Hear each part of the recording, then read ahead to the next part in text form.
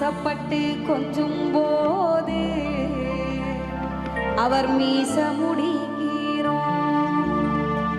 பார்க்கத்தாளு கொஞ்சம் அழுக்காக இருப்பாரு. பிச்சிப்பூ போலத்தான் எங்க அப்பா சிரிப்பாரு. அப்பா கைய பிடிச்சு